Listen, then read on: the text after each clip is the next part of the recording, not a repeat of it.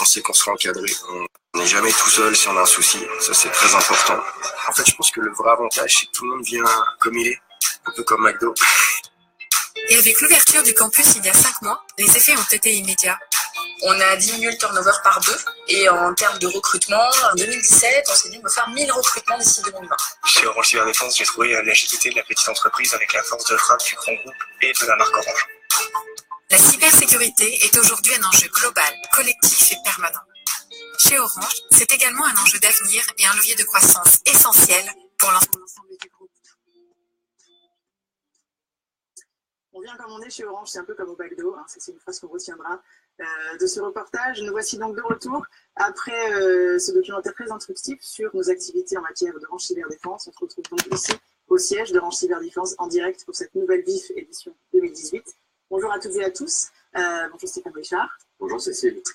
Alors nous sommes aujourd'hui entourés de plusieurs collaborateurs du groupe. Stéphane, venu de toute la France, mais également ceux qui nous regardent depuis les différentes entités et les DO en France, soit depuis leur salle de projection habituelle, soit, nouveauté cette année, depuis leur poste de travail, si leur site le permet, ou encore depuis leur smartphone. Donc on devient de plus en plus digital, même dans la vie. Et ça, c'est une bonne nouvelle. D'ici une dizaine de minutes, les personnes autour de nous, ainsi que des questions qu'on a reçues depuis quelques semaines, vous seront posées, Stéphane. Mais avant, un petit tour d'actualité, comme nous en avons l'habitude. Et je vous propose, pour commencer, de parler chiffres.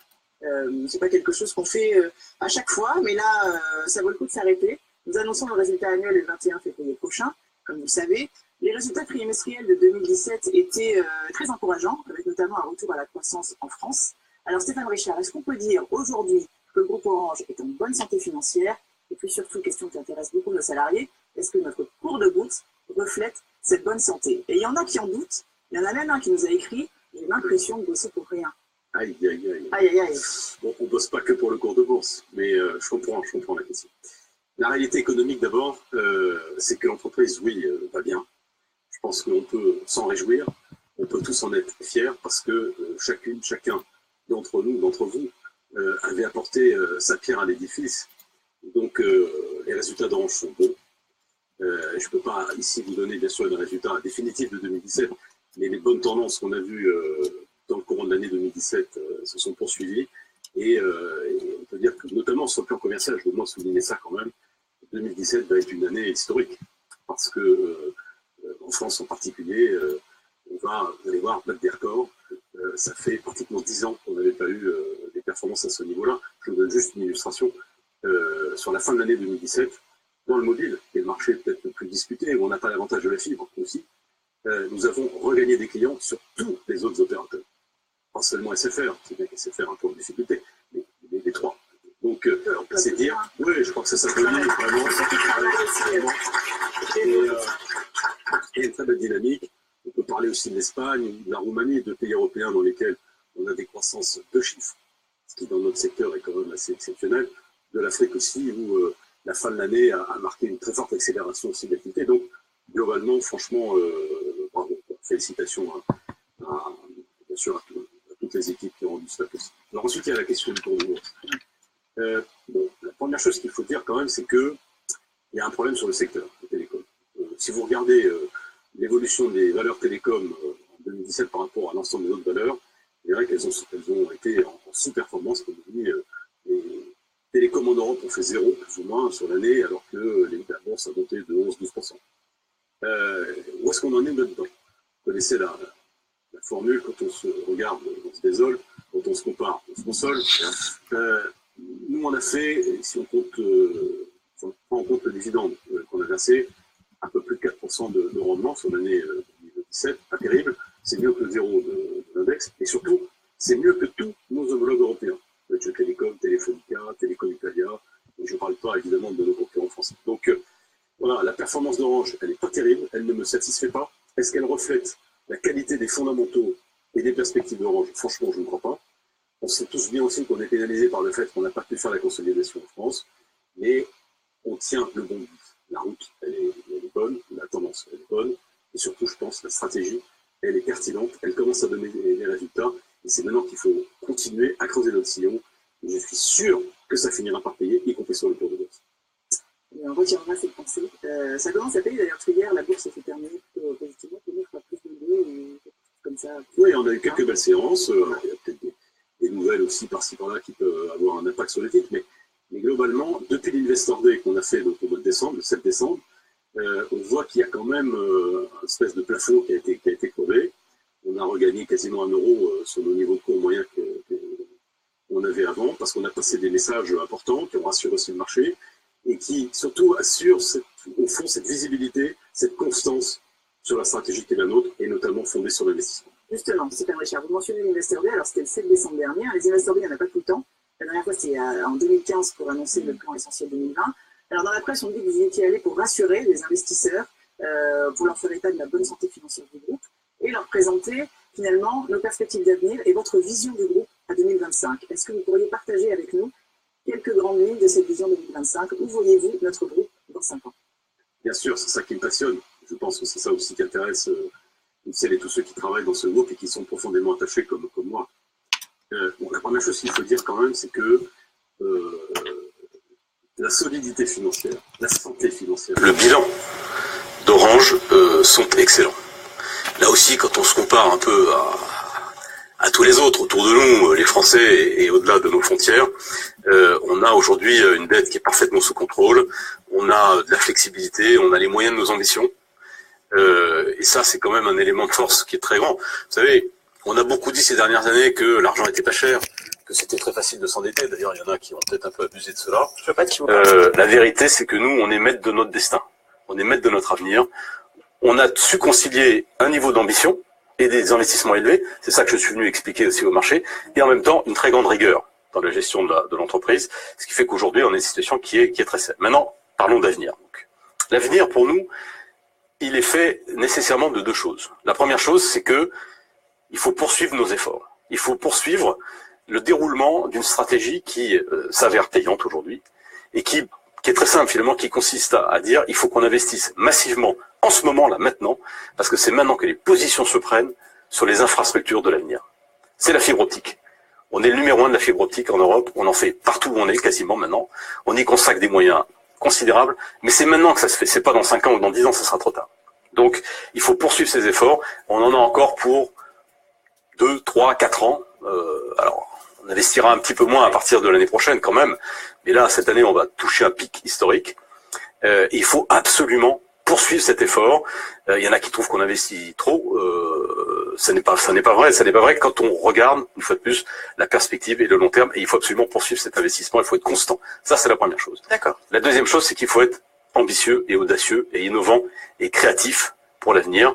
Il faut notamment que finalement on construise cette nouvelle entreprise ensemble, Orange, qui sera pas seulement un opérateur et un fournisseur de connectivité, la meilleure connectivité possible, mais aussi surtout un fournisseur de services indispensables, digitaux, du quotidien pour tous nos publics, tous nos clients, les particuliers, les entreprises. Nous devons devenir ce multi-opérateur du digital que finalement notre métier d'opérateur nous prédestine à être. Parce que c'est ce qu'on fait quand on va dans la banque, c'est la première illustration de cela, mais il y aura d'autres développements.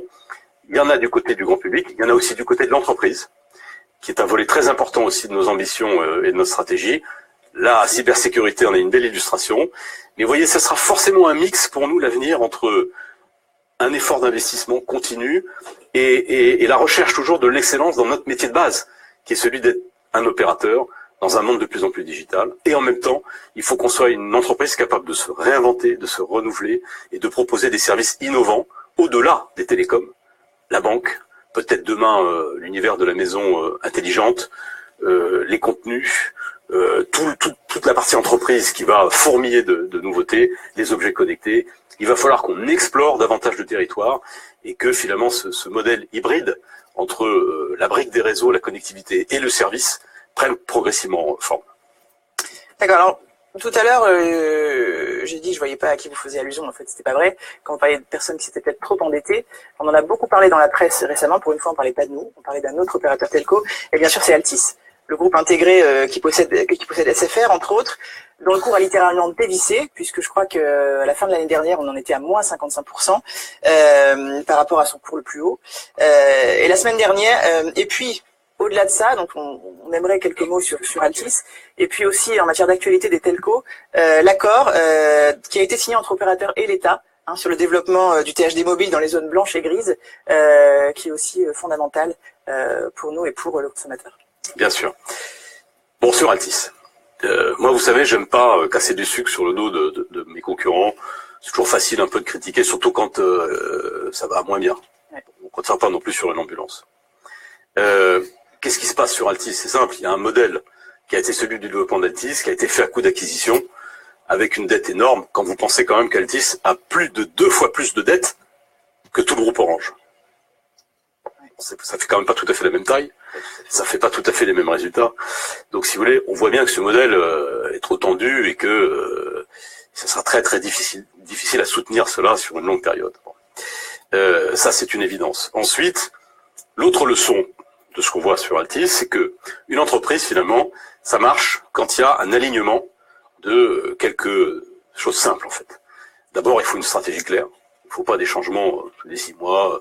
Un coup, on investit dans les contenus, un coup, on n'investit plus. Un coup, on déploie des réseaux, un coup, on arrête. Bon, le stop and go, c'est jamais très bon.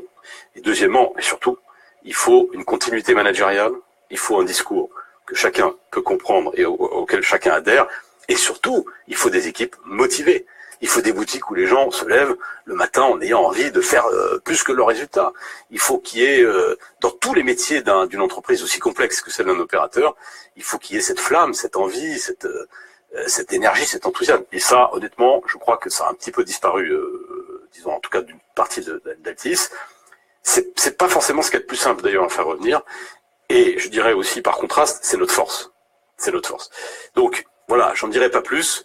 C'est sûr que dans un marché très disputé comme le marché français, avoir un acteur qui est un peu en difficulté, qui a une machine qui marche pas très bien, c'est un avantage à court terme. Faut pas se le cacher. Néanmoins, je rappelle quand même qu'une fois de plus, nous regagnons des clients sur tout le monde, pas seulement sur SFR. Donc, ça prouve que ce ne sont pas seulement les difficultés de SFR ou d'Altis qui expliquent la bonne santé et les bonnes performances d'Orange. Peut-être et du coup, votre deuxième question. Un mot sur l'accord passé entre les opérateurs et l'État. Il y a un grand problème en France, on le sait depuis longtemps, c'est la question de la qualité de couverture mobile. Bon. Il y a eu plusieurs tentatives pour essayer d'améliorer ça. Là, avec l'élection du président de la République, Emmanuel Macron, qui en avait fait un thème important de sa campagne, le gouvernement nous a conviés à une discussion qui a donc eu lieu entre septembre et décembre, discussion dans laquelle le sujet consistait à trouver les voies et moyens, les conditions, le deal financier aussi, pour accélérer franchement nos investissements, d'un côté, ça c'est pour les opérateurs, et pour l'État, trouver des contreparties qui fassent que les efforts financiers qu'on faisait du côté de l'investissement soient financés, en tout cas, ou compensés par ces contreparties. Donc, il y a 2 choses importantes à dire là-dessus. La première, c'est que, c'est peut-être le plus important pour nous, nous avons sanctuarisé les conditions de déploiement de la fibre. Donc là, on parle du fixe, pas des zones blanches. Mais c'était en arrière-plan de toutes ces discussions. Bon. Vous savez bien qu'il y a sans arrêt des volontés de remise en cause de ce cadre. Nous, c'est clair qu'on est la locomotive de ce déploiement. Ça nous donne un avantage quand même considérable aujourd'hui, c'est sûr.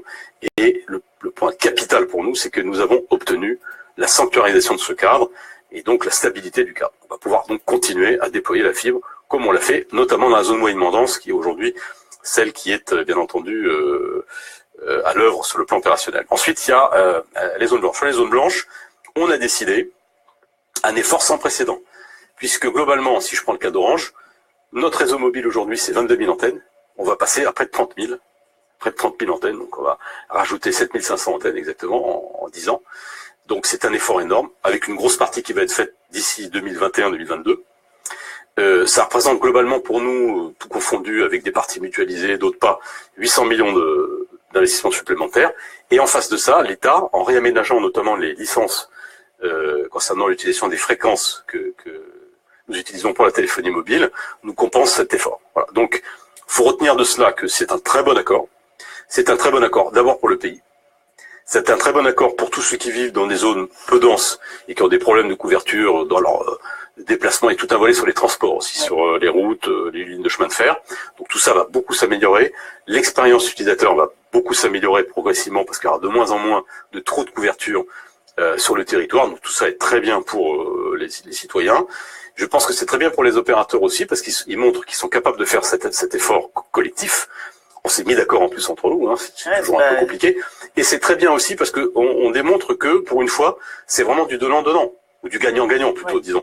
C'est-à-dire, vous avez des opérateurs privés qui font l'effort et un État qui comprend aussi qu'il ne peut pas tout le temps demander quelque chose de plus et qui donc apporte aussi sa contribution et sa pierre à l'édifice. Je vous propose qu'on clôture cette séance de questions d'actualité avec cette bonne nouvelle, hein, pour tous. Ces questions d'actualité font l'écho, hein, à un ensemble de questions que nous avons reçues. Et on va maintenant passer aux questions du public, des collaborateurs et aussi des duplex. Avec plaisir.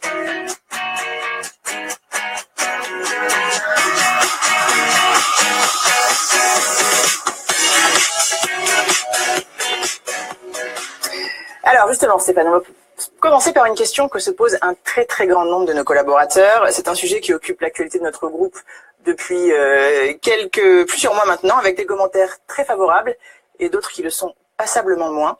Il s'agit bien sûr d'Orange Bank, dont le lancement commercial a eu lieu le 2 novembre dernier. Et c'est Christian Chelutko qui vous pose sa question. Bonjour Président. Bonjour. Le sujet bien sûr est sur les bouches de tous les collaborateurs de l'entreprise. On en est où sur Orange Bank et quelle feuille de route pour 2018? Bon, on en est où? On a lancé, vous le savez, la banque le 2 novembre.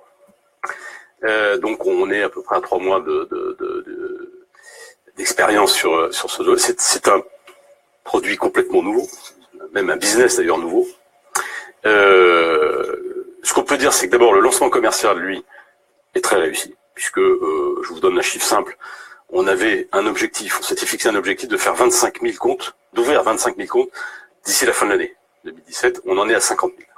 Donc on a doublé notre objectif. Donc on peut considérer que l'accueil du public, il est là. Et en plus, il ne se ralentit pas. Donc je pense qu'on a visé juste en proposant ce produit-là, au moment où on l'a fait, sous la marque Orange, et dans les conditions où on l'a fait. Ça, c'est très important. Ensuite, c'est sûr qu'il y a eu, et c'est normal, des bugs, il y a eu un certain nombre de difficultés, notamment sur l'enrôlement, hein, sur l'inscription des gens, on a tous fait l'expérience. Bon. Ce que je peux dire, c'est que il y a eu beaucoup de travail, beaucoup d'attention apportée à corriger tous ces dysfonctionnements. C'est pas complètement fait encore aujourd'hui, mais ça s'est bien amélioré. Le délai qu'il faut pour ouvrir un compte, c'est beaucoup réduit. Le nombre de problèmes de dysfonctionnement quand on met la pièce justificative, comme ça, a beaucoup baissé. C'est pas encore parfait. Faut le dire, il y a encore du boulot, mais ça s'est bien amélioré. Donc tout le volet technique s'est amélioré. Et ensuite, ce qui est très important, c'est la façon dont les gens vivent dans l'application, au quotidien. Bon, moi, je suis un utilisateur quotidien d'Orange Bank, ça ne vous étonnera pas. Toute ma famille aussi. Bon. Et ce que je peux dire, c'est que franchement, hein, je suis pas forcément le plus objectif, mais l'appli est très bien faite. Elle est très bien faite, elle est très agréable. Elle est immédiate, elle est très fluide. Les virements par SMS, c'est très sympa. Le paiement mobile, il y a 60% de nos utilisateurs qui utilisent le paiement à partir du téléphone mobile. Il y en a 90% qui utilisent le virement par SMS ou par le téléphone. Donc on voit bien quand même que les fonctionnalités clés qu'on a mises, ce sont les bonnes, parce que les gens s'en servent effectivement. Voilà, donc en résumé, je dirais que c'est un début très prometteur. Je suis d'ailleurs heureux qu'il y ait beaucoup de salariés Orange qui aient eu envie de faire aussi le test. Et je comprends que c'est votre cas et je vous en félicite. Je vous permets de rappeler d'ailleurs à tout le monde qu'il y a jusqu'au 31 janvier encore une offre spéciale pour les salariés d'Orange, avec une prime de bienvenue qui est augmentée de 40 € pour nos salariés.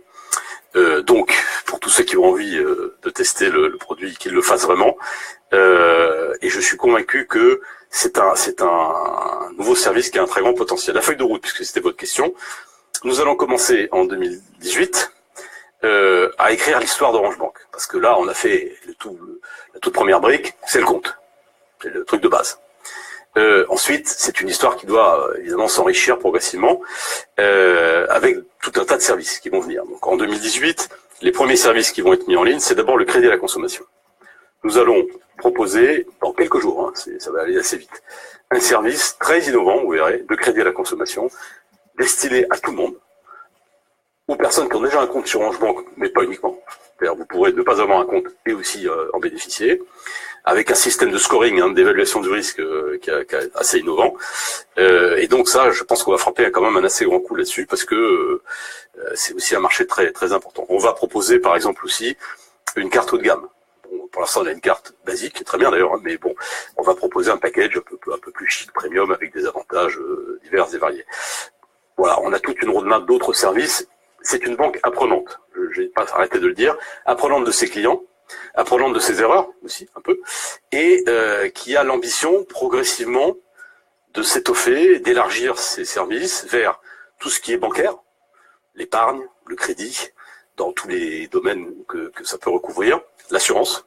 On a aussi pas mal d'idées de ce côté-là. Vous savez, et pour terminer, moi je n'ai qu'un indicateur finalement de ce qu'on est en train de faire.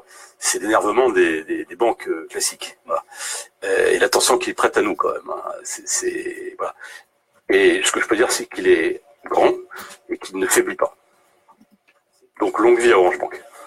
Merci Stéphane. Alors, vous parliez de banque apprenante, qui dit banque apprenante dit intelligence artificielle. Et à ce sujet, nous avons la question de Laurent Bourdier, qui est responsable service client à Courbevoie. Bonjour Président. Alors en ce moment, vous avez pu voir, il y a un grand buzz sur l'intelligence artificielle et toutes les applications qu'il peut y avoir, beaucoup de fantasmes, beaucoup de choses qui sont du domaine un petit peu de l'anticipation. Alors la question, vous aviez présenté en avril dernier, donc sur Hello Show, votre fameux assistant, notre assistant personnel Jingo, qui sera proposé. Donc il s'est bourré d'intelligence artificielle, c'est bourré de choses qui vont être en évolution rapide. Pourriez-vous nous dire un petit peu votre vision sur le business avec l'intelligence artificielle? Bon, l'intelligence artificielle, c'est la vague qui arrive. Voilà, on l'a compris, 2017, c'est l'année de l'intelligence artificielle, en tout cas au niveau des discours. On a compris que c'était, au fond, quelque chose, une technologie, un ensemble de technologies d'ailleurs, qui allait révolutionner pas mal le monde. Le monde, à la fois les services qu'on propose à nos clients, tout un tas de métiers. Je pense que demain, on ne sera plus avocat ou médecin de la même façon que ça a été le cas dans le passé, quand il y aura des systèmes sophistiqués et importants d'intelligence artificielle. Ça va aussi changer certainement des fonctions clés des entreprises, c'est une évidence. Comment est-ce qu'il faut se préparer à ça? Est-ce qu'il faut en avoir peur? Et qu'est-ce que Orange fait par rapport à ça? Il faut s'y préparer d'abord, parce que c'est inéluctable. L'intelligence artificielle, elle arrive. Et si elle n'arrive pas chez nous, elle arrivera à côté. Donc il faut absolument qu'on soit non pas en peur par rapport à ça, mais au contraire dans un état d'anticipation. Et la première chose à faire, c'est d'étoffer les compétences que nous avons en interne pour comprendre ce qu'il y a dedans, pour bien identifier les sujets qui sont critiques pour nous, et pour le faire aussi à notre manière. Ça, c'est très important dans notre philosophie. Et notre philosophie, vous savez, c'est Human Inside. C'est-à-dire, c'est d'abord, on regarde ce qui compte pour l'individu, pour la famille, qu'est-ce qui est utile, qu'est-ce qui respecte un certain nombre de valeurs, d'éthique, qui sont importantes pour nous, le respect de la vie personnelle, le respect de la dignité humaine, enfin, toutes ces choses-là. Donc, première chose, on étoffe nos compétences en intelligence artificielle, c'est capital. L'intelligence artificielle, pour nous, va traverser tous les métiers de l'entreprise. Le réseau. Il y aura de plus en plus d'intelligence artificielle dans le réseau, non seulement le déploiement du réseau, mais évidemment derrière la maintenance du réseau. Ça va évidemment aussi changer la face de la relation client, notamment dans sa partie, bien sûr, aujourd'hui téléphone ou digital. Ça va probablement changer d'autres fonctions dans l'entreprise. Il faut s'y préparer, il ne faut pas en avoir peur, parce que moi je vois l'intelligence artificielle comme une augmentation de soi, pas une substitution. C'est-à-dire je suis convaincu, pour prendre un autre exemple, un peu plus loin de nos métiers, que on va pas supprimer les médecins parce qu'il y aura des robots qui auront peut-être un diagnostic plus sûr que beaucoup de médecins aujourd'hui. Simplement, le rôle des médecins, il va changer.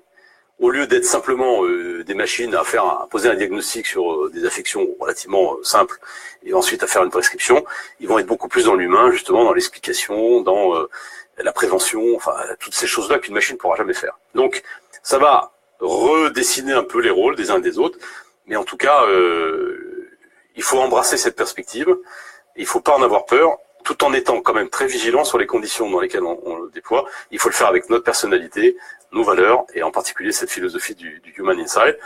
Jingo, vous en avez parlé, c'est un projet phare de 2018.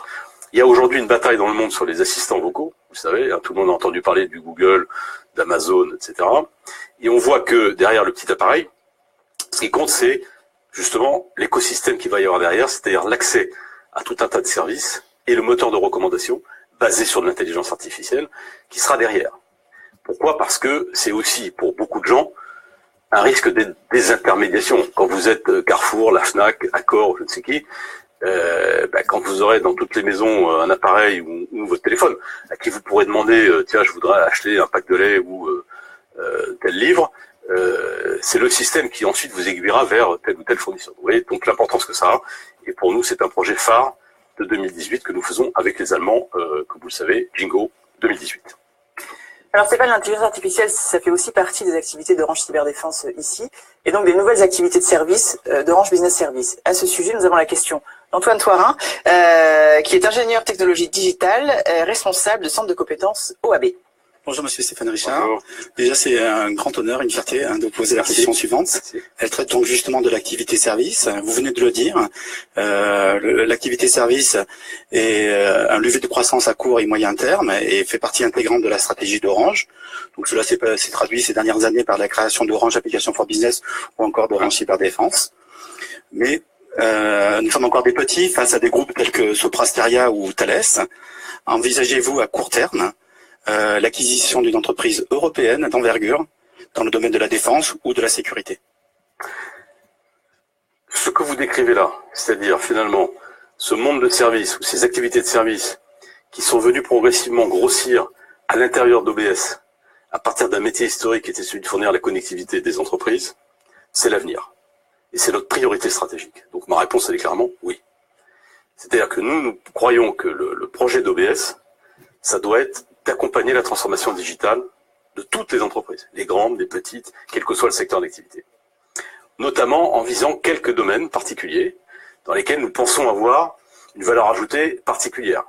C'est vrai de la cybersécurité, on est ici pour le voir. Ça peut être vrai de quelques autres spécialités dans le domaine du software. Donc, c'est vrai qu'aujourd'hui, si on regarde la taille de cette partie-là d'OBS, elle n'est pas considérable, c'est 2 milliards à peu près de chiffre d'affaires. C'est pas nul, hein, mais c'est effectivement, on n'est pas encore un acteur mondial. Il y en a d'autres autour de nous, qui sont d'ailleurs souvent des acteurs polyvalents, en fait. Hein. Vous citiez Soprasteria, on aurait pu parler d'Atos ou de Capgemini. Ce sont des grands acteurs de l'IT, mais qui sont dans des domaines assez diversifiés. Et quand vous regardez vertical par vertical, vous voyez que c'est plus concentré. Mais le message important, c'est que cette partie-là, pour nous, c'est une priorité de développement, de croissance. Donc, tout ce qu'on pourra faire pour se développer, y compris par des acquisitions importantes, on le fera. Moi, je suis convaincu de cela. Et la puissance du groupe, la puissance financière du groupe qui est liée au bilan que j'évoquais tout à l'heure, sa capacité à faire des grosses opérations. Dans le passé, on nous a toujours attendu pour aller chercher une opération de télécom quelque part. C'était Télécom Italia, c'était je sais pas quoi, British Telecom, enfin bon. Demain, il va falloir qu'on nous attende ailleurs, ou peut-être qu'on nous attende pas d'ailleurs, c'est mieux.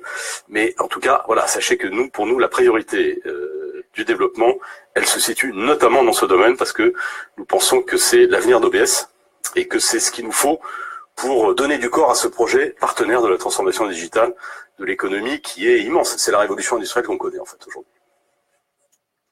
On change de sujet maintenant, Stéphane, si vous le voulez bien, avec une première question sur le domaine des ressources humaines.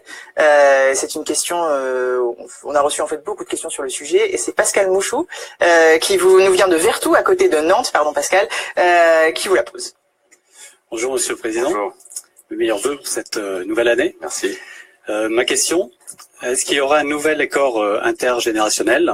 Et si oui, les TPS seront-ils reconduits? Ça va être une réponse très simple.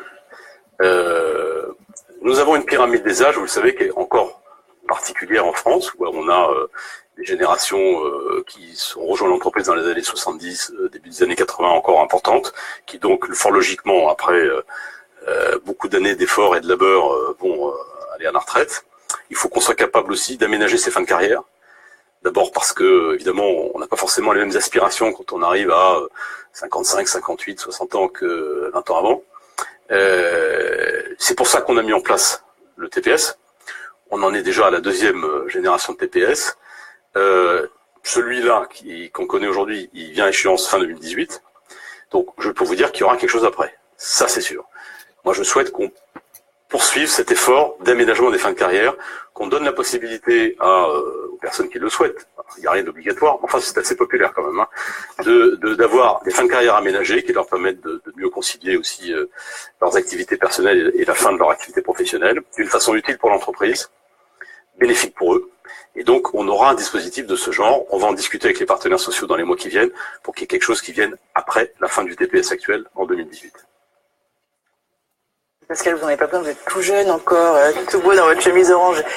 Non, il a peut-être certains de ses collègues qui lui ont demandé de poser la question. Peut-être, ça doit être ça. Stéphane, je vous propose qu'on voyage un petit peu. On va aller on va voir la DO, Sud-Est, donc en direct depuis Marseille, qui est une ville qui, je crois, vous êtes chère. Oui. Alors, on va retrouver Frédéric Mercier. Bonjour Frédéric. Bonjour. Bonjour. Frédéric, on vous écoute. Qui êtes-vous et quelle question pour Stéphane Richard? Alors Frédéric Mercier, je suis à lui Marseille. Bonjour Président. Vous avez récemment révélé un nouveau pilier de notre culture d'entreprise, le programme OSE. Ce programme est un encouragement à la prise d'initiative.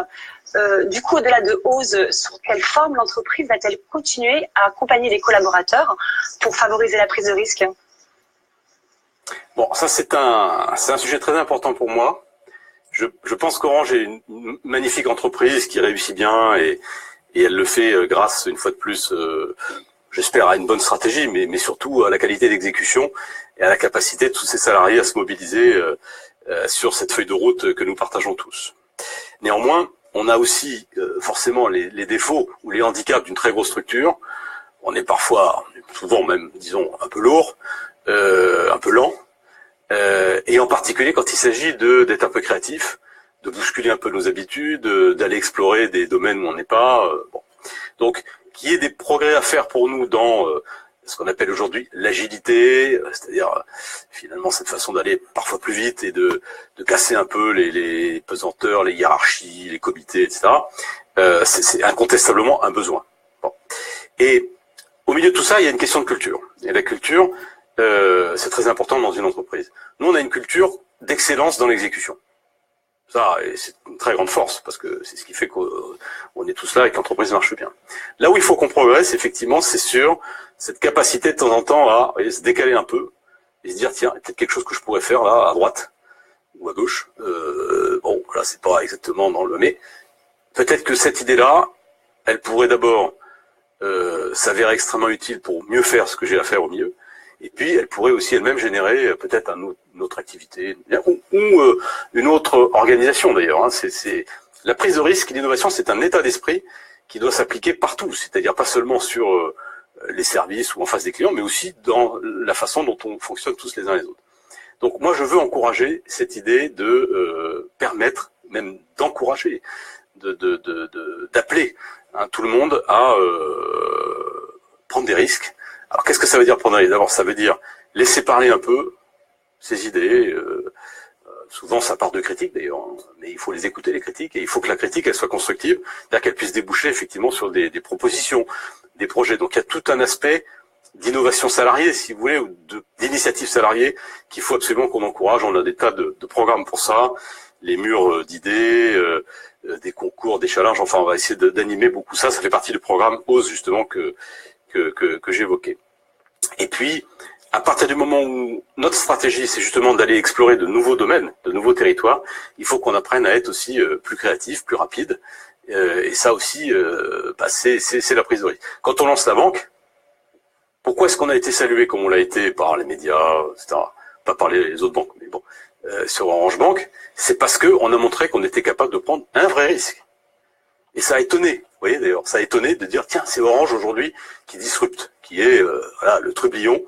Donc, c'est ça qui est important. Et dans le monde dans lequel on est, qui change tellement vite, où il y a autour de nous des bancs de start-up, j'allais dire des bancs, j'allais dire des bancs de piranhas ou de petits poissons ou de requins, si vous voulez, mais en tout cas, qui sillonnent les océans. Bon, nous ne pouvons pas être la grosse baleine qui bouge pas et qui continue à tracer sa route. Voilà, il faut qu'on ait des yeux partout. Il faut qu'on soit capable de bouger très vite, plus vite qu'aujourd'hui.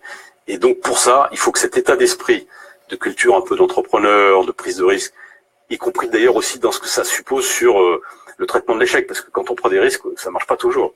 Donc il faut aussi qu'on soit capable de permettre aux gens d'avoir des échecs sans les sanctionner pour autant. Voilà, il y a tout ça, donc c'est beaucoup de culture, ça va se décliner sur un certain nombre de programmes. Il faut bien comprendre que c'est essentiel pour que Orange réussisse bien à l'heure du digital, entouré de tous les nouveaux acteurs, les grands qu'on connaît, les petits qu'on connaît pas encore, mais qui sont déjà en train de nous mordre les mollets. Voilà, il faut qu'on soit plus rapide et plus à même de prendre des risques et d'écouter toutes celles et tous ceux à l'intérieur de l'entreprise qui ont des choses à dire. Merci beaucoup Frédéric Mercier, on salue Marseille avec vous et tous ceux qui sont Et on salue Marseille. Je vois, il fait beau et ça ne m'étonne pas, forcément. Point de jalousie, hein. Non, il fait très beau ici aussi à Paris avec tous ces sourires autour de nous. Aussi. D'ailleurs, Marseille, Stéphane Richard, c'est une ville où Orange est très présente. Hein. Il y a l'Orange Vélodrome, les récents accords avec l'OM, qui ont fait plaisir à beaucoup de nos collaborateurs. Mais c'est aussi la porte d'entrée pour nous vers notre zone MEA. Nous sommes présents dans 21 pays, 20 000 collaborateurs, 120 millions de clients. Et sur la zone MEA, on a une question, celle d'Abdou Kébé, et sur la gouvernance de la zone MEA. Abdou. Bonjour Président. Bonjour. On a vu récemment que dans la presse, vous avez accordé une interview dans laquelle vous disiez que le groupe Orange pensait à déplacer le siège social d'OMEA dans un des pays de la zone. Aujourd'hui, ma question, c'est quel est aujourd'hui le sens de cette stratégie? Est-ce que vous pouvez nous éclairer un peu plus sur la stratégie de déplacer le siège d'OMEA dans un des pays de la zone? Merci.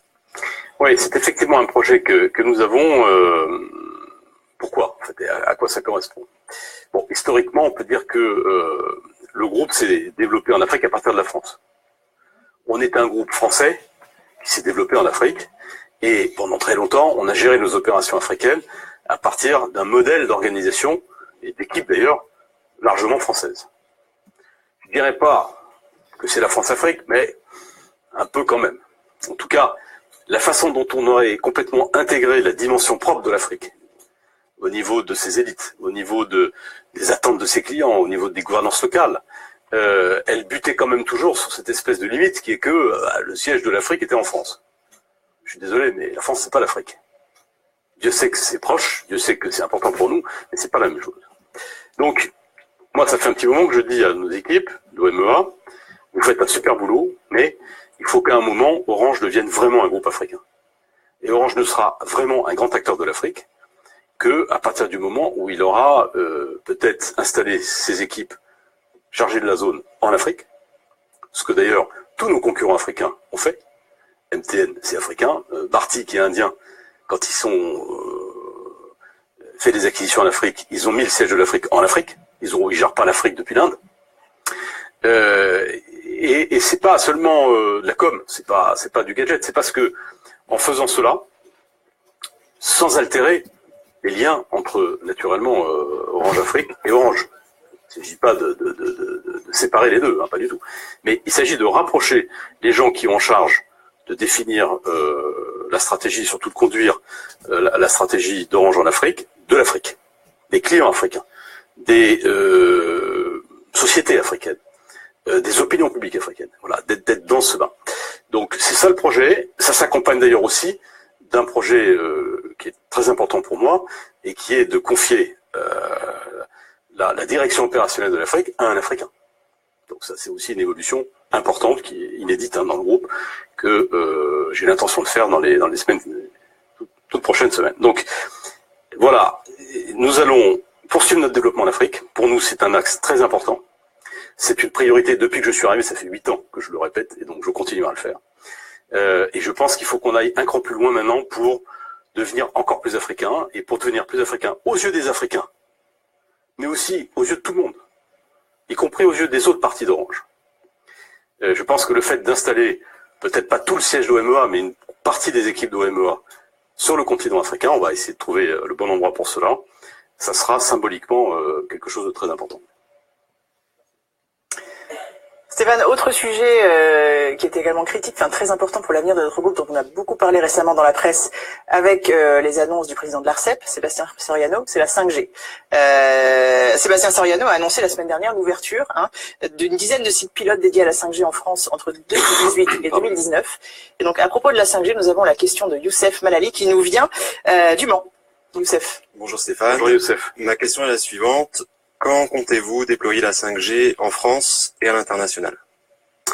Alors, la 5G, c'est donc la future génération de téléphones mobiles. La partie de définition vraiment des standards, de la norme précise de la 5G n'est pas encore complètement aboutie. Donc, on va rentrer cette année en 2018 dans ce qu'on appelle les premiers trials, donc les premiers tests, avec des partenaires technologiques pour voir comment fonctionne la 5G. Donc on en est vraiment au début. Il y a des processus simplement de test. Et nous, bien entendu, Orange, vous savez, depuis le départ, on a joué un rôle important. On a décidé d'être un peu aussi, comme pour tout le reste, d'ailleurs, un peu à l'avant-garde de la 5G. On a été très actifs dans les processus européens pour la définition du standard. Et donc, nous allons, dès 2018, ouvrir les premiers sites d'expérimentation de la 5G en France. Vous verrez où, on fera une annonce là, début février. Donc, on est déjà en phase de test. Ensuite, il y a le déploiement industriel. Le déploiement industriel, il suppose d'abord qu'on ait les fréquences. Parce qu'on utilisera des bandes de fréquences en partie différentes pour la 5G que de celles qu'on a jusqu'à maintenant, notamment de très très hautes fréquences, que nous n'avons pas. Donc il faut que partout où on doit le faire, les États nous mettent à disposition ces fréquences, pas gratuitement seulement, donc il faudra en passer par là. Puis ensuite, il y aura le déploiement industriel. Donc on peut raisonnablement penser que ça se fera à partir de 2020-2021. Donc vous voyez, c'est quand même assez proche.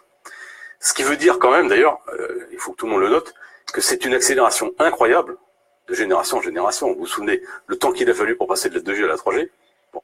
Puis ensuite, le temps beaucoup plus court qu'il a fallu pour passer de la 3G à la 4G. On n'a même pas fini de faire la 4G, que déjà, on est en train de se dire, dans 3 ans, 4 ans, c'est déjà la 5G. Hein. Donc il y a quand même une accélération incroyable, qui est un vrai défi pour l'entreprise, parce que il faut être technologiquement au niveau pour faire tout ça, pour s'imposer par rapport à tous nos partenaires, je pense aux équipementiers notamment, qui sont prêts à vendre n'importe quoi avec le label 5G, donc il faut quand même qu'on soit très sérieux là-dessus.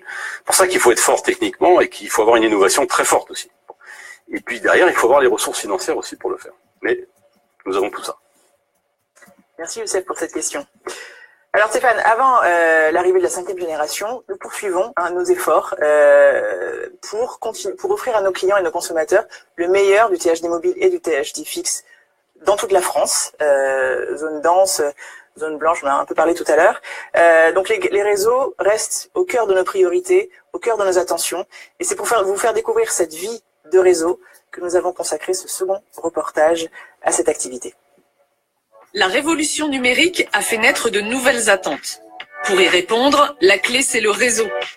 Son déploiement en fixe et en mobile se poursuit pour une expérience client incomparable. Nos clients ont besoin de plus en plus d'usages dans une société qui se numérise. Alors pour nous, bien entendu, ça se traduit par des réseaux, de la technologie, ce pourquoi les équipes d'Orange œuvrent au quotidien. Pour le client, le plus important, c'est la qualité de son débit, quoi qu'il fasse et où qu'il soit. Sur le mobile, Orange met le paquet pour s'adapter au monde d'aujourd'hui et de demain. C'est particulièrement important dans les transports, où nous avons déployé la 4G sur 11 autoroutes. Nous déployons la 4G dans les métros, dans les tramways, dans les transports du quotidien. Après la ligne Paris-Lyon, la couverture 4G va se poursuivre pour l'ensemble des lignes TGV. Le réseau d'Orange couvre aujourd'hui 96% de la population en 4G. Quant au réseau fixe, il est toujours en plein essor. La fibre optique lui garantit un bel avenir en assurant une connexion Internet ultra performante. Pour couvrir 100% du territoire en très haut débit, la fibre est secondée par le réseau cuivre. C'est notre réseau historique. C'est le réseau pour lequel nous avons la meilleure couverture, le maillage le plus élevé. Donc aujourd'hui, nous investissons beaucoup sur ce réseau en cuivre pour permettre la montée en débit. Augmenter le débit de toute la population, c'est vrai dans les zones urbaines, mais aussi dans les zones rurales où les clients ont des besoins identiques. On se dirige bien vers la fin des zones blanches. Donc Orange prévoit d'accroître son réseau mobile d'un tiers dans les 10 ans qui viennent, ce qui correspond à 7500 sites mobiles nouveaux sur l'ensemble du territoire et particulièrement en zone rurale. Dans la même dynamique, le réseau fixe continue lui aussi d'avancer grâce au fameux RIP, réseau d'initiative publique porté par les territoires. Orange, en tant que partenaire, endosse le rôle soit d'exploitant, soit de constructeur de réseau, soit les deux selon les cas. Un opérateur ne peut pas couvrir à lui tout seul la France entière. Dans les zones plus rurales, ce sont les collectivités locales qui prennent le relais, passent des appels d'offres et nous avons gagné jusque-là beaucoup de régions. Alors, dans les zones où nous ne sommes pas partenaires, ça ne veut pas dire que nous nous retirons du territoire. Nous restons présents aux côtés de nos clients. Tous ces projets réseau vont être supportés par un investissement annuel de 2,3 milliards d'euros. L'important, c'est de bâtir les réseaux pour les clients là où ça compte pour eux. Et aujourd'hui, ce qu'Orange construit, c'est le réseau de demain. Voilà pour ce reportage très instructif sur la vie de nos réseaux. On remercie Nicolas Roy de sa participation à ce reportage. Alors Stéphane Richard, après la 5G, et donc on l'a vu sur ce reportage, il y a bien un sujet qui fait aussi couler beaucoup d'encre, c'est la question des RIP. Alors pour prendre une question sur les RIP, je vous propose qu'on aille en déo, dans la déo sud-ouest, où on retrouve Armand Giraud, qui doit être avec nous depuis Bordeaux. Bonjour Armand. Bonjour. Ça va bien? Bonjour. Oui, très bien. Alors Armand, vous vous présentez et votre question pour Stéphane Richard. Oui, je suis responsable du développement des ventes au sud-ouest. Bonjour Monsieur le Président. Ma question est la suivante. La carte de France des zones RIP aujourd'hui se clarifie. On voit clairement les forces en présence.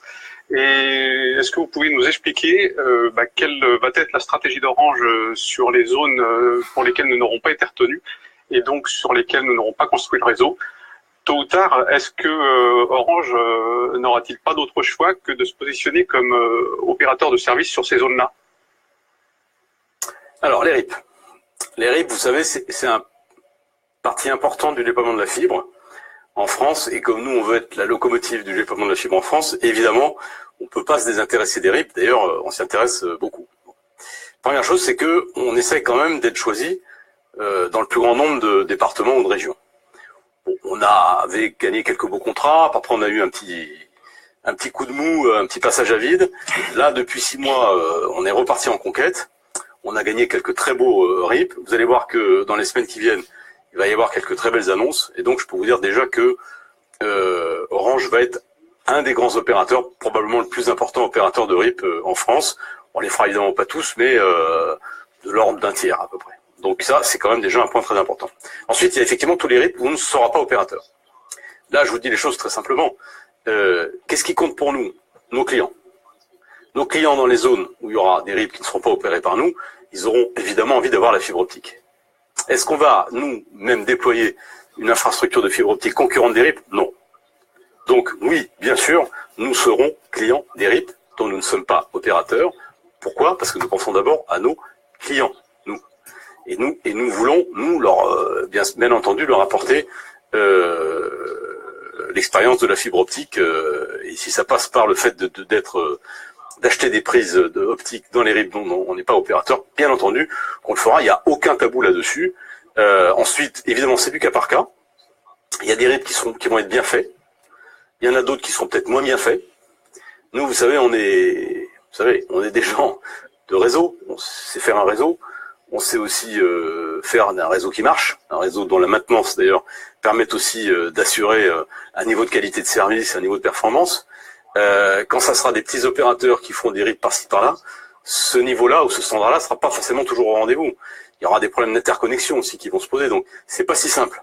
Mais l'état d'esprit, c'est que partout où on pourra le faire, c'est-à-dire notamment où les prescriptions techniques seront remplies, nous serons clients des RIP.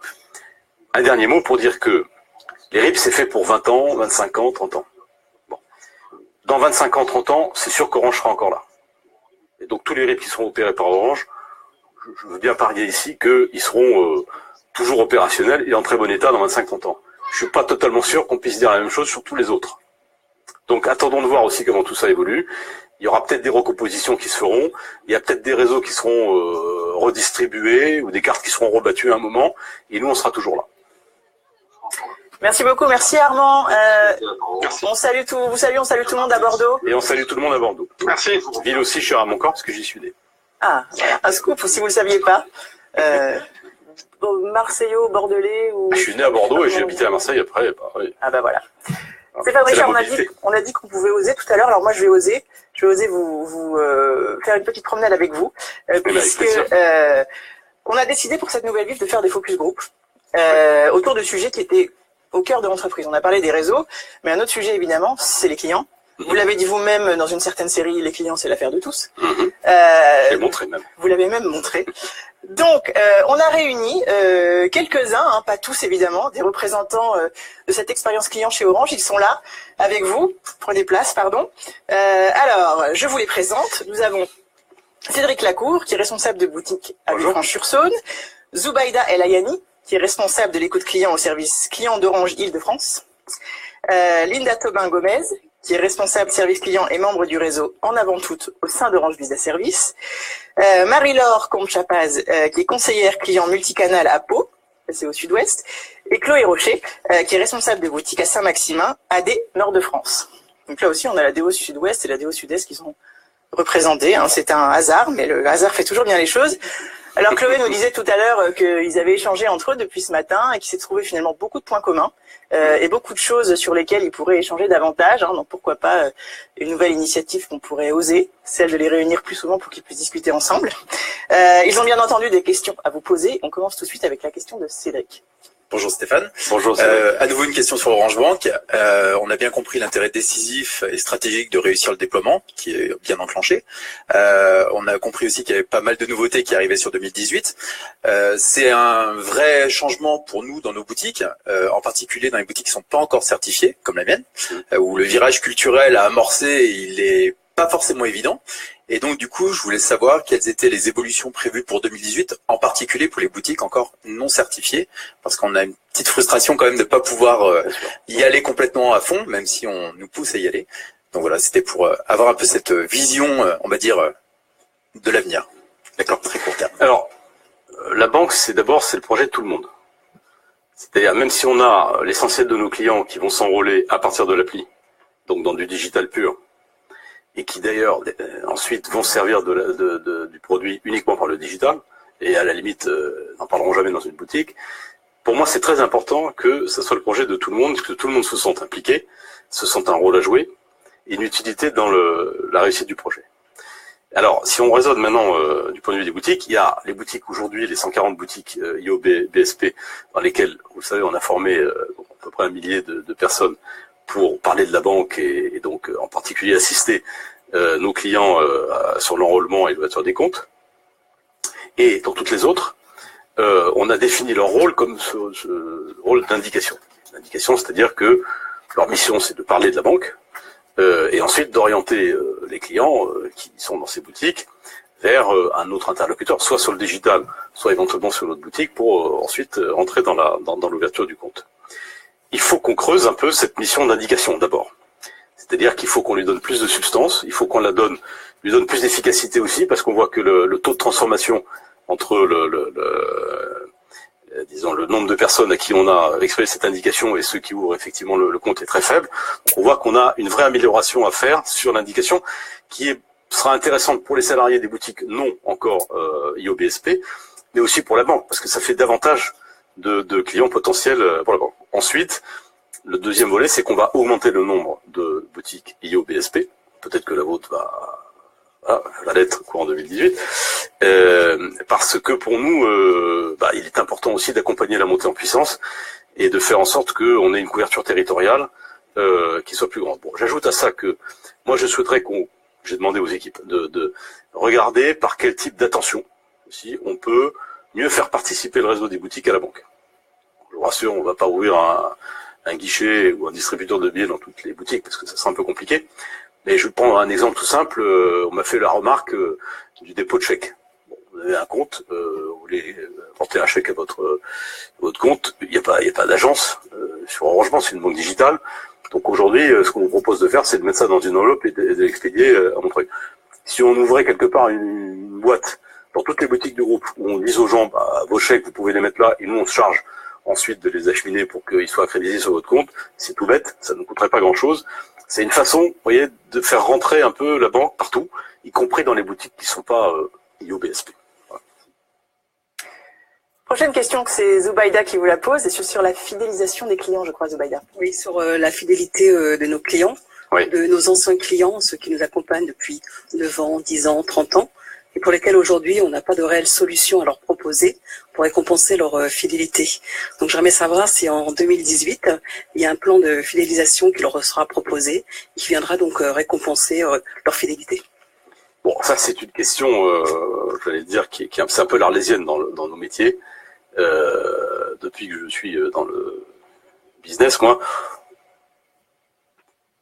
tout le monde me dit en gros, le défaut principal des opérateurs, c'est qu'il y en a toujours pour les nouveaux clients, les promos, tout ça, mais les clients qui sont déjà chez vous, qui sont sur des plans, pour peu qu'ils soient en plus avec des engagements de 2 ans, ça, eux, par contre, on s'en occupe. Donc, c'est un reproche permanent qu'on nous fait. J'observe d'ailleurs que les autres continuent à faire ça. Là, j'ai écouté les pubs des promotions de nos concurrents. C'est toujours réservé aussi aux nouveaux clients. Jamais. On fait des choses quand même. Ça, c'est la première chose qu'il faut dire, c'est que Orange, je pense d'ailleurs, est reconnu parmi les opérateurs comme un de ceux qui se préoccupent plus quand même de ses clients existants. Alors, qu'est-ce qu'on fait? D'abord, nous, on fait beaucoup de marketing proactif, notamment pour repositionner nos clients sur les nouvelles offres. On l'a fait pour plus de 7 millions de clients l'année dernière quand même. Donc, qu'est-ce qu'on fait là? On appelle des gens qui sont des clients chez nous, qui pourraient très bien rester dans le forfait qu'ils ont.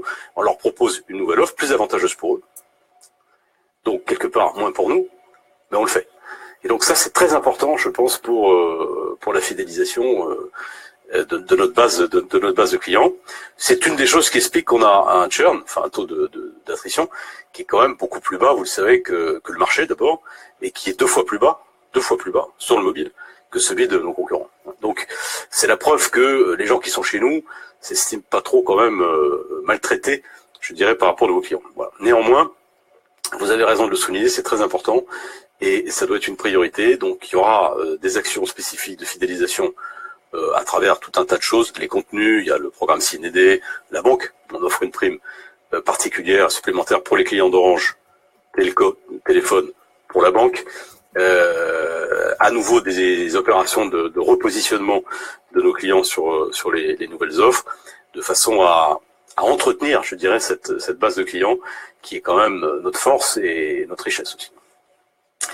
Une dernière question, alors cette fois-ci ça concerne les clients entreprises et c'est une question qui fait débat. On a reçu beaucoup d'interrogations de salariés autour de cette question de la relation client-entreprise et pour vous la poser, c'est Linda Tobin-Gomez qui s'y colle, on va dire. Hein. Bonjour Monsieur le Président. Bonjour. Que comptez-vous faire pour redresser la qualité de service en France pour les déploiements et le SAV pour nos clients entreprises? Bon. D'abord, je suis conscient de la difficulté. Je veux dire, des difficultés. Des difficultés pour les clients, mais je dirais aussi des difficultés pour nos salariés. Dans la partie entreprise, en particulier sur la production des nouvelles lignes, sur le SAV, on a aujourd'hui une situation, je dirais, de souffrance, hein, dans beaucoup de cas de souffrance client, de souffrance salariée. Pourquoi est-ce qu'il y a ça? C'est pas évidemment le fruit du hasard, vous le savez bien. C'est lié en grande partie à la mise en œuvre des prescriptions qui nous ont été imposées par l'autorité de la concurrence autour de l'appellation compliance, qui nous a obligés en fait à détricoter un certain nombre de processus dans la partie entreprise, sous prétexte en fait de favoriser l'émergence de la concurrence, mais qui en réalité pour l'instant a entraîné une grande désorganisation et beaucoup de souffrance chez nos clients et chez nos salariés, et sauf erreur de ma part, pas beaucoup de nouveaux concurrents. Enfin bon, donc je peux dire que cette opération, enfin pour moi, est un véritable attentat qui a été commis quelque part contre l'entreprise, parce que on nous a obligés à perdre en efficacité, à perdre en qualité de service, à perdre en compétitivité aussi, et pour des entreprises qui doivent être compétitives, et pour lesquelles, quand on annonce des délais de plusieurs semaines pour un changement de ligne, par exemple, ça leur pose un problème énorme. J'en ai des témoignages tous les jours. Tout ça pour satisfaire une espèce de vision théorique de concurrence, parce qu'on a une part de marché trop grosse. Bon, moi, je pense qu'il y aurait eu peut-être d'autres moyens de faire. Mais néanmoins, c'est comme ça, on n'a pas le choix, on est bien obligé, évidemment, de se conformer strictement à ces nouvelles obligations. Donc, c'est une période difficile. La première chose que je veux dire, c'est que moi, je suis à l'écoute de tout ça, des clients qui se plaignent, je les entends. Je suis à l'écoute des salariés aussi qui beaucoup souffrent, et je sais qu'il y en a qui sont limites aussi parfois dans ces métiers-là. Et donc j'ai fixé vraiment comme priorité absolue aux équipes d'Orange France dans la partie entreprise et d'OBS aussi de trouver au plus vite des améliorations substantielles sur l'ensemble de ce domaine. C'est en cours. Une fois de plus, c'est pas simple parce que il faut voilà, je ne vais pas rentrer dans les détails, mais il faut, tout en respectant scrupuleusement les obligations qui sont les nôtres, parce qu'on ne veut pas se remettre en situation de devoir payer des amendes énormes. 350 millions d'euros la dernière fois quand même, hein. Ça fait beaucoup d'argent. On ne peut pas se remettre dans cette situation-là, mais en même temps, il faut absolument qu'on améliore la chose. Donc pour moi, c'est un sujet que je suis absolument prioritairement. On fait des points réguliers avec les responsables des deux partis. Je crois pouvoir vous dire que dans les 3 mois qui viennent, on devrait déjà améliorer nettement la situation. Je ne dis pas qu'on reviendra complètement au nominal par rapport à ce qu'on avait avant. On aura quand même une amélioration très substantielle du processus. En fait, c'est un jeu qui se joue aussi avec la partie wholesale, la partie Orange Wholesale. Et donc, ce sont des nouveaux processus qu'il faut mettre en place. Il y a l'IT aussi qui va avec. Donc, c'est compliqué, mais on y travaille absolument. Et moi, une pensée particulière, évidemment pour nos clients qui souffrent de ça, mais aussi pour nos salariés qui en souffrent, je sais beaucoup, qui se retrouvent parfois vraiment confrontés à beaucoup d'insatisfactions dont ils sont absolument pas responsables et sur lesquelles ils n'ont pas les solutions. Et il n'y a rien de plus pénible que ça. Donc voilà, c'est un message de solidarité et en même temps d'action. On est en train de résoudre le problème. Tout le monde est sur le pont et je peux promettre que vraiment dans les prochains mois, il y aura une amélioration substantielle. Merci Stéphane et merci Linda d'avoir posé cette question qui était pas facile à poser hein, au nom de tous les collaborateurs qui sont concernés. Stéphane, je vous propose qu'on découvre un dernier groupe. Merci à tous. Merci. Alors vous allez aller dans le hot seat. Vous connaissez The Voice? Je connais The Voice, voilà, oui, absolument. On est un peu dans la même configuration. Alors ça. Voilà, ce sont... C'est moi qui dois chanter, Cécile, non? Ah bah oui, parce que moi je l'ai fait une fois précédente, donc là vous pouvez y aller si vous souhaitez. Hein. Il n'y a pas de buzzer, ils sont gentils. Alors, je vous présente, ce groupe, ce sont des nouveaux embauchés, les millennials, comme on les appelle. Hein. Ils sont dans l'entreprise depuis peu de temps. Je vais les laisser se présenter. Claire. Bonjour, donc moi je suis dans l'équipe conseil de Orange Cyberdéfense et je suis arrivée en septembre dernier. Donc j'avais une question pour vous parce que j'ai rejoint les équipes le jour de l'installation en fait dans les nouveaux locaux le 4 septembre dernier et depuis je peux ressentir au quotidien les bienfaits en fait d'avoir de tels aménagements, que ce soit pour la collaboration, la cohésion avec les équipes et puis le bien-être global pour les salariés. Et du coup je voulais savoir si pour vous c'est un succès et si jamais vous comptiez le décliner dans d'autres entités d'Orange peut-être. Je crois que ce nouveau site d'Orange Cyberdéfense c'est un succès. Tous ceux que j'ai rencontrés qui travaillent ici sont très heureux d'être ici. En plus, là, on vient de réaménager, vous savez, les locaux où on se trouve d'ailleurs ici. C'est pas leur vocation normale, mais où on a un service de petite restauration toute la journée, des espaces un peu de détente, des espaces de rencontre beaucoup. Donc c'est une vraie réussite. Et plutôt d'ailleurs une référence, je pense, pour d'autres implantations qu'on peut avoir.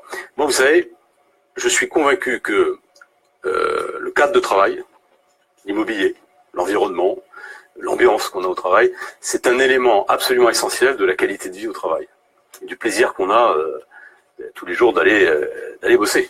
Bon, on peut avoir un métier qu'on aime, on peut avoir des collègues sympathiques. Si on est dans un lieu triste où on peut pas se parler, où on peut pas se retrouver, voilà, dans des locaux un peu différents et même beau d'ailleurs, hein, et agréable à regarder, c'est quand même un gros handicap. Donc depuis que je suis arrivé dans ce groupe, ça fait 8 ans, j'ai eu effectivement à cœur de moderniser en profondeur l'immobilier du groupe. dont honnêtement, il faut reconnaître, c'était peut-être pas la qualité principale que d'avoir des environnements de travail modernes, lumineux, ouverts, etc. Bon, donc, on a eu beaucoup de chantiers. Il y a Orange Gardens, à Châtillon, une belle réalisation. Il va y en avoir pas mal d'autres. Il y aura bien sûr bientôt un nouveau siège. C'est le projet Bridge qui devrait être inauguré en 2020, qui va être assez révolutionnaire, vous verrez, au niveau des espaces, d'ouverture, beaucoup d'espaces partagés, beaucoup de coworking, etc.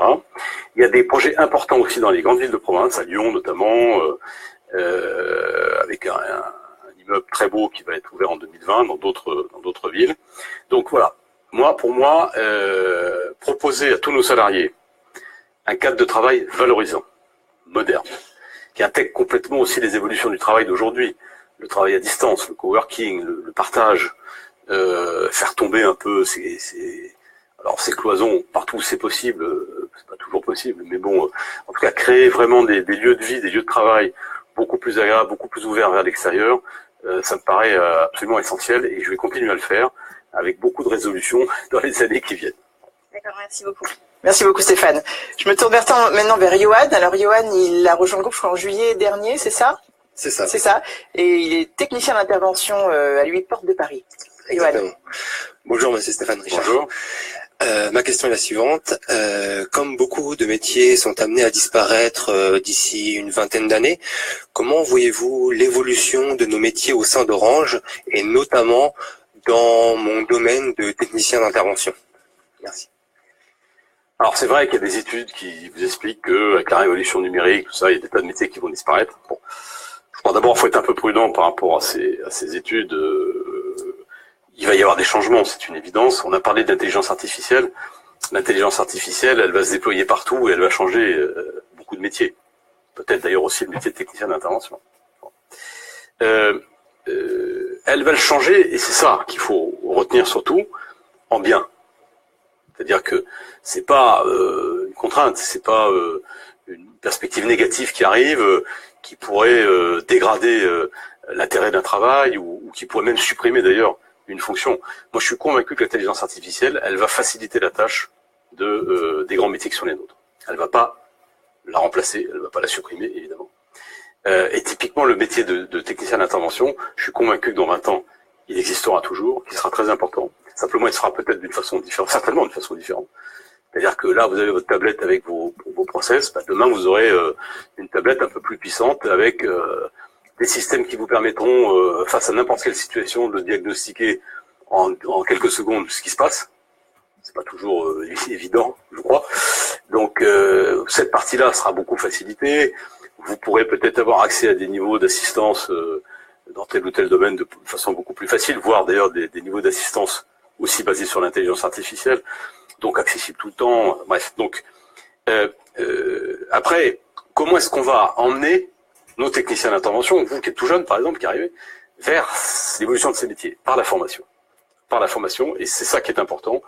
Nous sommes une entreprise apprenante et qui veut aussi permettre à tous ses salariés d'être apprenants tout au long de leur vie. Je crois que, au fond, c'est pas votre cas, c'est tout jeune, mais nous, qui avons commencé à travailler il y a 30 ans, on a fait des études, on a fait une formation, un bagage au départ, on est rentré dans la vie active avec notre bagage, et on s'est dit, je suis tranquille pour ma vie, quoi. Finalement, je suis technicien d'intervention dans les années, je sais pas, 80. Bah, grosso modo, bien sûr, il y a des formations, il y a des choses qui évoluent, mais la base de départ, elle n'a pas considérablement évolué pendant tout ce temps-là. C'est sûr que dans les 20 prochaines années, ce sera plus ça. Il va falloir que l'importance, l'intensité de la formation tout au long de la vie soit beaucoup plus grande. Peut-être que vous changerez de métier aussi au cours de ces 20 ans. Peut-être que dans 20 ans, vous ne serez plus du tout technicien d'intervention. Et il faut que nous, on vous permette de le faire dans les meilleures conditions, que ça soit toujours un parcours positif pour vous, un progrès pour vous. Et pour ça, on va beaucoup augmenter nos ressources consacrées à la formation des salariés du groupe. On va lancer un très grand projet qui s'appelle Orange Academy et qui va nous doter d'un ensemble de dispositifs de formation, formation physique, présentielle comme on dit, mais aussi avec le numérique, pour élargir considérablement l'offre de formation vis-à-vis de nos salariés et pour leur permettre de s'adapter à tous ces changements qui vont arriver effectivement dans les années qui viennent. Donc, voyons tout ça avec beaucoup d'optimisme. Les métiers d'abord, ils sont essentiels, et on en aura toujours besoin. Ils vont évoluer, sans doute plus rapidement que par le passé, et l'entreprise sera là pour accompagner ces évolutions. Merci beaucoup. Merci beaucoup, Johan. Merci, Stéphane. Alors, merci, Élise. Alors, vous savez, les jeunes, ils sont connus pour leur franc-parler. Hein. Et Élise nous disait tout à l'heure, avant le début de l'émission, qu'elle trouvait que c'était quand même top d'avoir un président qui avait l'audace de venir en direct répondre aux questions des collaborateurs. C'est pas un exercice évident. Voilà, Élise, elle est arrivée au mois d'août et elle découvre ça. Donc, je tenais à vous en faire part. Merci, Élise. Alors, Stéphane, on arrive à la fin de cette émission. Alors, avant de conclure, j'aimerais remercier toutes celles et ceux qui nous ont accompagnés pendant cette VIF. Hein. Michel Vandenberg, qui est avec nous dans le public, mais aussi Alexandre Garret, qui nous a supportés depuis plusieurs semaines pendant la préparation de cette émission. Stéphane, pour conclure, il y a une question, bien sûr, qui est dans les esprits de tous. Les Anglais disent « the elephant in the room ». Donc, on va conclure avec cette question. C'est la question du renouvellement de votre mandat. Alors, on a reçu un nombre impressionnant de témoignages, de soutien, de messages de soutien pour vous, pour ce nouveau mandat. Donc, est-ce que vous pourriez nous en dire quelques mots? Merci Cécile. D'abord, à toutes celles et tous ceux qui m'ont exprimé tout au long de ces années d'ailleurs, leurs encouragements, leur soutien personnel, je veux dire un grand merci, que j'ai été toujours très sensible et que finalement, il n'y a pas de chose plus importante. Vous savez, quand on est un dirigeant d'entreprise, on doit traiter beaucoup de public, on doit traiter beaucoup de problèmes, on doit s'adresser à plein de gens différents. Il faut avoir beaucoup d'énergie, beaucoup de motivation. Et la première chose qui donne de l'énergie et de la motivation, c'est vous. Donc merci déjà pour tout cela. Je crois qu'en 8 ans, l'entreprise a changé. On a construit tous ensemble de belles choses. On l'a dit tout à l'heure, l'entreprise est en bonne santé. Elle a son avenir devant elle. Elle a plein de grandes choses à faire. Moi, j'ai dit depuis un moment que j'étais tellement optimiste et tellement enthousiaste par rapport aux perspectives d'Orange que j'avais envie, bien sûr, de continuer ce mouvement vers l'avenir, parce que j'y crois. Voilà, j'y crois et puis j'ai aussi cet attachement très fort à l'entreprise et à tous ceux qui l'animent au quotidien. Donc j'étais candidat pour continuer. Il y a une discussion qui a commencé, vous le savez, n'est-ce pas, se mettre en place au sein de ceux qui doivent prendre cette décision. Ça ne m'appartient pas, évidemment, qu'à moi. Donc mon conseil d'administration, les administrateurs indépendants, les actionnaires, le marché, qui a eu un peu son mot à dire à travers la journée qu'on a organisée au mois de décembre, et puis l'État. L'État qui est le principal actionnaire de l'entreprise, qui donc a quand même le mot final. L'État a mené un travail sérieux, je crois, à la fois d'examen du bilan, de la feuille de route que j'ai proposée. L'État a trouvé que le bilan était solide. Il a trouvé que la feuille de route était convaincante. Et donc l'État m'a fait savoir, il a fait savoir d'ailleurs publiquement, qu'il soutiendrait ma candidature pour un troisième mandat. On peut donc dire aujourd'hui que, partant de mon énergie, ma mobilisation pour ce troisième mandat, et le fait qu'à peu près tout le monde est aligné pour le décider, ça devrait donc se faire. Donc attendons encore un petit peu que la gouvernance de l'entreprise se réunisse, mais voilà, je pense qu'aujourd'hui le plus gros est fait et qu'on devrait pouvoir repartir vers un nouveau cap, une nouvelle étape de notre aventure.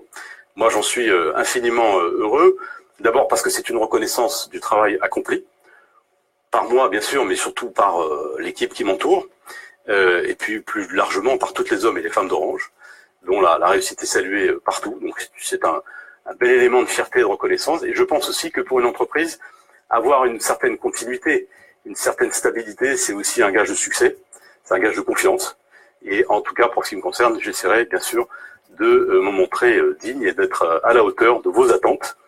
Je suis donc très heureux de pouvoir continuer l'aventure avec vous toutes et tous pour, je l'espère encore, de nombreuses années. Et merci.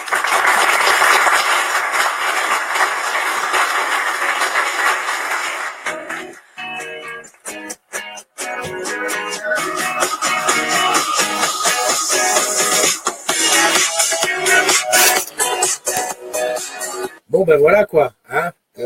On a fait ce qu'on a pu. Je te montre un petit peu comment ça s'est passé, les coulisses de l'exploit, le iPad qui diffusait et la petite caméra qui donnait en direct ce qu'il y avait là. Désolé pour le son, hein, j'ai un petit peu cherché au début, mais voilà, il n'y avait que ça de possible parce que je suis pas encore un organe de presse qui se permet de faire. Voilà, c'était pas comme Danse avec les stars où Christian m'avait filé le flux. Là, il a fallu se démerder. En tout cas, bon ben voilà quoi. Il a dit ce qu'il avait à dire. J'espère que toutes et tous ont eu les questions ce qu'il y avait quoi. J'allais dire on fait le débat après le débat. Non, c'est pas une live, mais je pense que on peut continuer à en discuter pendant quelques temps.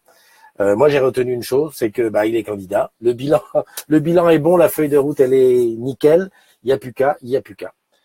Voilà, allez, les agrumes, on se dit à demain, entre 7 et 10 pour la matinale. Ce sera relativement tôt demain parce que je suis à Orange Garden il y a un truc qui se passe là-bas, un truc sur l'innovation, bien sûr.